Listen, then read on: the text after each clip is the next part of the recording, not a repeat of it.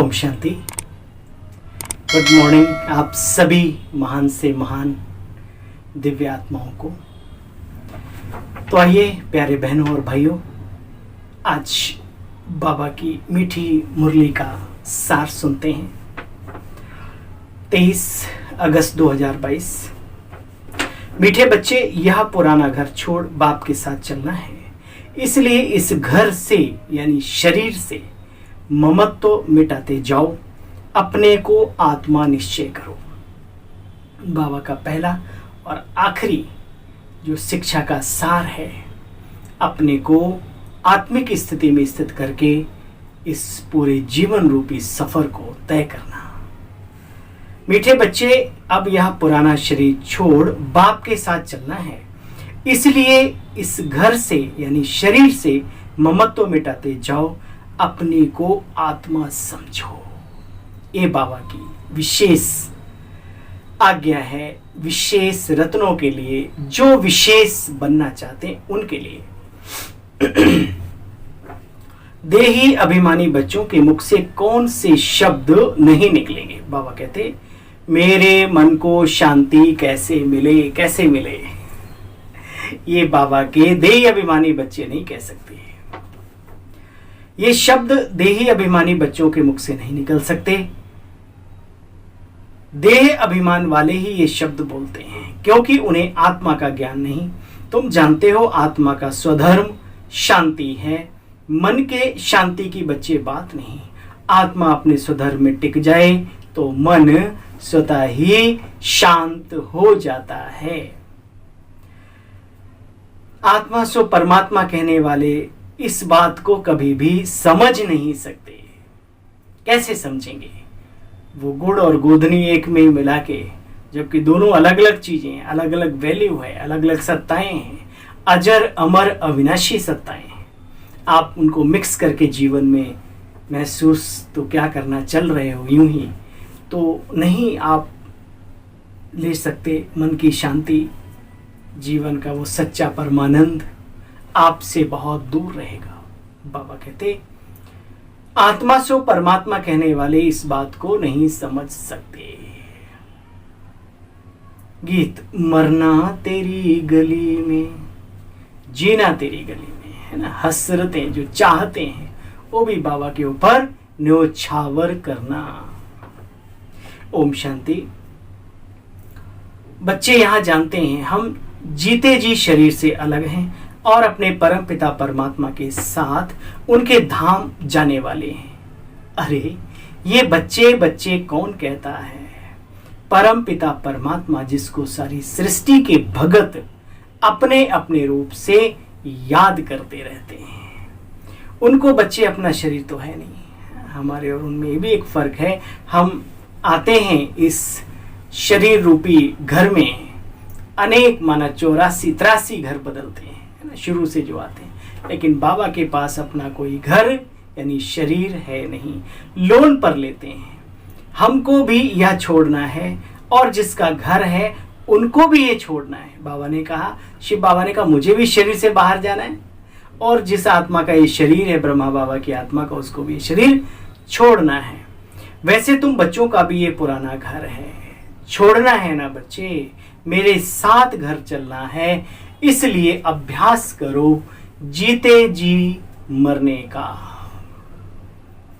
मेरे साथ चलना, इसलिए जीते जी इस घर से ममत्व मिटाते जाओ। आत्मा जानती है शरीर के कारण ही उसे दुख होता है, इसलिए उसको छोड़ना चाहती है। तुम्हारी आत्मा जानती है अभी हम दुख धाम में हैं, बाबा हमें सुख धाम का शहंशाह बनाने हैं। जब तक बाप ना आवे तब तक वो शहंशाही, वो बादशाही कैसे मिले, कौन दे? स्थापना तो वही करता है, बच्चे हम ही हैं उसके। तुम जानते हो बाबा हमको शहंशाह बनाने आया हुआ है। जैसे राजाओं से महाराजाएं बड़े होते हैं, तो बाप कहते हैं मैं तुम बच्चों को राजाओं का भी राजा महाराजा बनाता हूं। ये आजकल के राजाएं भी उनके सामने साष्टांग दंडवत प्रणाम नतमस्तक होते हैं। देखा है मंदिरों में, देख लो जाके कभी। बाबा कहते देखो बच्चे, सतो प्रधान गुणवान आत्मा है। शरीर भी फिर उनको ऐसे ही मिलते हैं। देवताओं की काया भी कंचन होती है। जब पावन बनाने वाला आवे तब इस पतित दुनिया को पावन बनना पड़े। खुद कहते बच्चे तुम मुझे याद करते थे, अब मैं आया हूं। गृहस्थ व्यवहार में रहते तुमने बुद्धि से सब कुछ पुरानी चीजों का संन्यास कर अपने को आत्मा निश्चय किया है। बाबा बार बार कहते बच्चे अब इस दुनिया में रहना नहीं है, या परमानेंट कोई एड्रेस लेके आए हो। यहां कुछ भी परमानेंट नहीं, अगर है तो हम स्वयं हैं। हमारे जो संस्कार हैं वो भी कुछ समय परमानेंट चलते हैं, वो भी परिवर्तनशील हैं। अच्छे बुरे में, बुरे अच्छे में। पुण्य का खाता अगर इकट्ठा है तो सुख है, और नहीं है तो फिर दुख है। मतलब कोई भी चीज परमानेंट नहीं सिवाय हम आत्माओं के और उसके। हाँ, ये जगत परमानेंट है। बाप कहते तुम्हें इस पुरानी दुनिया में रहना नहीं, अभी तो सारा पुराना हो गया है। इसमें सब गरीब हैं। पाई पैसे का कोई व्यापार भी करे तो भी कहाँ देवताओं के उच्च कोटि के हीरे जवाहरातों से जड़े महल, कहाँ वो देवत्व से संपन्न देवताई जीवन, और कहाँ आजकल का ज्ञान रत्नों के बाद तुम बच्चों को फिर वो अथाह धन भी बहुत मिलते हैं। बाप से ज्ञान रत्न ले फिर औरों को भी देते रहो। अभी तुम बच्चे ज्ञान रत्नों का व्यापार करते हो। अब तुम्हारी हीरे, तुम्हारी श्रेष्ठ हीरे जैसी बुद्धि बनती है। तुम्हारा व्यापार है ज्ञान के रत्नों का, है ना। आपने सुनी होगी ये कहानी, ज्ञान खरीद लो ज्ञान, बातें खरीद लो बातें, लाख टके की बात, है ना। तो एक व्यक्ति था, ज्ञान का व्यापार करता था। व्यापार तो और भी बहुत सारे, तुम्हारा है ज्ञान रत्नों का व्यापार। बाप से फिर रतन ले औरों को देते रहो। गाया हुआ है, सागर हीरे जवाहरातों की थाली ले तुम्हारे आगे भेंट करते हैं। अब यह पढ़ाई और पढ़ाने वाले को तुम बच्चे अच्छी तरह से जान गए हो। जो जान गए हैं वो औरों को भी जनाने का धंधा करें। देखो बच्चे, देही अभिमानी आत्मा कभी कह न सके कि मुझे शांति चाहिए, मेरा मन बड़ा शांत है। अरे भाई, मन तुम्हारा कहां से आया? आत्मा का ही एक, आत्मा की एक्टिविटी का एक पार्ट है, एक हिस्सा है। देखो बच्चे, जो देह अभिमान में होते हैं वो कहते हैं क्योंकि वो आत्मा को जानते नहीं। तुम बच्चों को पता पड़ा है कि जो कुछ भी पिछाड़ी रहे हुए होंगे वो सब आते जाते रहेंगे। जैसे मच्छर देखो रात को आए और सुबह को देखो सब मरे हुए। उनका कोई हिसाब किताब थोड़ी है। ये जो बड़े बड़े साइंसदानी हैं, माथा मारते रहते हैं, रिसर्च यानी खोज करते रहते हैं, वैसे ज्ञान की ऊंचाई भी है तो माया भी कम नहीं है। देखो आसुरी मत पर क्या क्या चीजें बनाई जा रही हैं, आसुरी मत पर। अभी इसके पीछे बहुत गहरे रहस्य हैं। मतलब एक उन्नति का कार्य, एक सुख देने की चीजें, वो तो चलो फिर भी ठीक है, लेकिन मनुष्य के चरित्र का पतन हो, वो तन और मन से बिल्कुल खोखला हो जाए, ऐसी ऐसी चीजें भी मनुष्य इजाद करने में लगा हुआ है। जानते हो, हम आधा कल्प सुख में और आधा कल्प दुख में रहते हैं। रावण के गले का हार, पहले पहले देवी देवता धर्म वाले बनते हैं, आते तो वही ना उतरते हुए, फिर और आते हैं। यह भी रावण के गले का हार की बात है। यहाँ तुम राम के गले का हार अभी बने हो। ये ड्रामा का खेल ही ऐसा बना हुआ है जो सिवाय बाप के और कोई इस खेल को समझा ना सके, और सिवाय देवी देवता धर्म की आत्माओं के इसको कोई समझ भी नहीं सकता। पॉइंट्स तो बहुत मिलती रहती है। नट शेल में एक बात बाबा समझाते, बच्चे मुझे याद करो, याद करो, याद करो, याद करो। अपने सूक्ष्म स्वरूप में टिकते हुए बाबा के सूक्ष्म स्वरूप को निहारते रहो, गुणों का चिंतन करते रहो, परम धाम की अनुभूति करते रहो, बाबा की शक्तियों की महसूसता करते हुए अपने आप को भरते रहो, भरते रहो, औरों को भी देते रहो। सब कुछ इसमें समा जाता है। ज्ञान का सार तपस्या है। देखो बच्चे, तुम इन बातों को बहुत अच्छी तरीके से जानते हो। भारत कितना अमीर था, अभी क्या हाल है। कोई अच्छे कुल के होते हैं, गरीब बन जाते हैं तो उन पर तरस पड़ता है। कहेंगे बेचारा कितना गिर गया, फिर उसको चढ़ाने की कोशिश करते हैं। तो बाबा को तरस पड़ा है हम देवी देवता घराने की आत्माओं के ऊपर, हम सब भारतवासियों के ऊपर कितने ऊंच थे और कहां से कहां रसातल में चले गए। तो बाबा आकर के हमारे ऊपर तरस करता है। स्वयं आप ही तरस परोई कहा जाता ना उसकी महिमा में। देखो बच्चे, नेचुरल कैलमिटीज भी आती रहेंगी। लड़ाई तब लगेगी जब पूरी पढ़ाई हो जाएगी। अभी तो पढ़ाई चल रही है। बाबा को पढ़ाना है। ब्रह्मा द्वारा आदि सनातन देवी देवता धर्म की स्थापना चल रही है, पूरी नहीं हुई अभी। पर्दा हट जाए, हम तैयारी कर रहे हैं, इसलिए बाबा ने अभी रोका हुआ है। कईयों के मन में प्रश्न होता है कब कब कब, तो बाबा कहते हैं आप तैयार होंगे तब तब तब।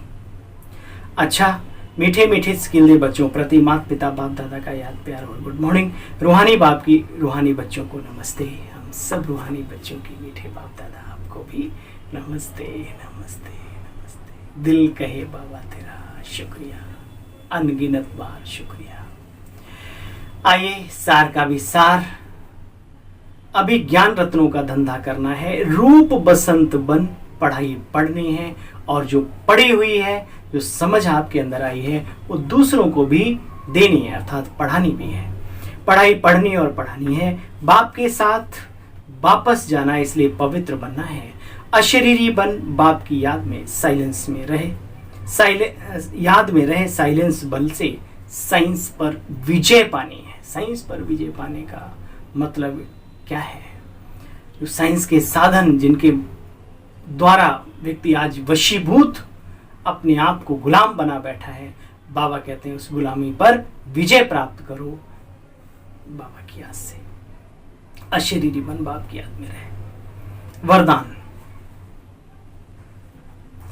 आप वरदान है सदा उमंग उत्साह के पंखों द्वारा उड़ने और उड़ाने वाले मजबूत अथक भव।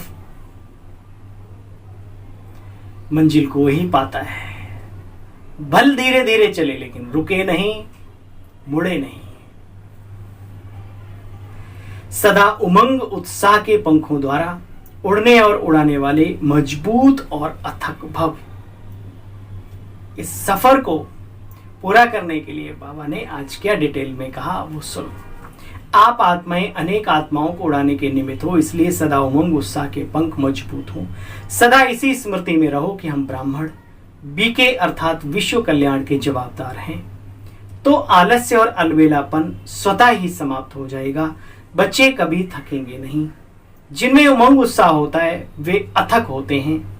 वह अपने चेहरे और चलन से सदा औरों का भी उमंग उत्साह बढ़ाते रहते हैं। स्लोगन, बाप के संग का रंग लगा हुआ हो तो सब बुराइयां सहज ही परिवर्तन हो जाएंगी। बाप के संग का रंग लगा हुआ हो तो सब बुराइयां सहज ही परिवर्तन हो जाएंगी। ओम शांति।